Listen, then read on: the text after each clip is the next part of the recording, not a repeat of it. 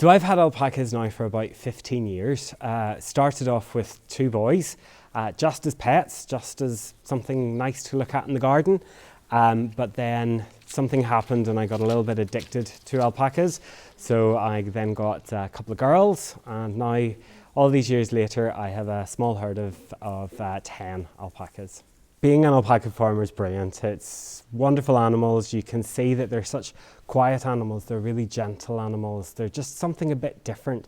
I know when I started with alpacas, there was maybe only about half a dozen of us in Northern Ireland keeping alpacas, and now we can see the popularity of alpacas has grown so much, particularly over the last 5 years, that there's many more people keeping alpacas here in Northern Ireland.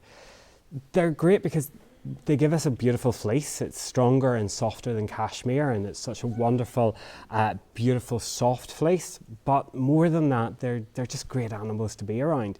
My day job is quite a stressful job, and I deal with quite a lot of difficult issues in my day-to-day work. So to be able to come home, make a cup of tea, go out and sit in the garden, and just have these animals potter about around me is really calming and really relaxing. Pretty much my whole career has been in the children's voluntary sector, working for different children's charities. I spent 10 years working as coordinator of the Northern Ireland Anti-Bullying Forum, so really promoting that message of inclusivity and tackling negativity and nastiness across our schools, youth groups, sports clubs and other places where young people come together.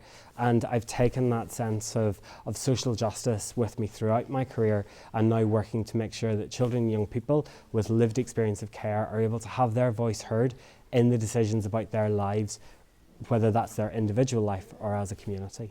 I've been in Alliance now for over 10 years. When I was younger, I went to Scotland for university, but there was always something taking me back to Northern Ireland. So I decided if I was going to come back, there were two things I needed to do. One was get animals. From a farming background, I had to have some sort of animal in my life.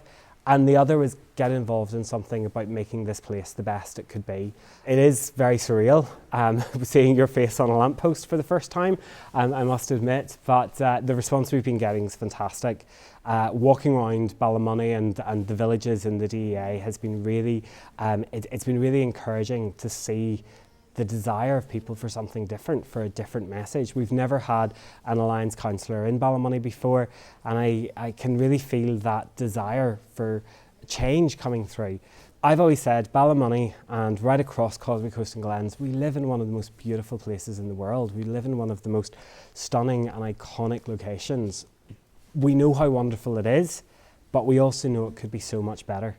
We know that there's things we could be doing to make things better for the people and for the area as a whole.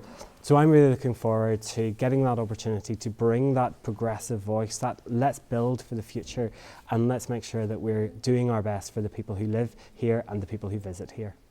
I am really looking forward to continuing the conversations with people about that shared vision and about how we can make this area that we all call home the best that it possibly can be.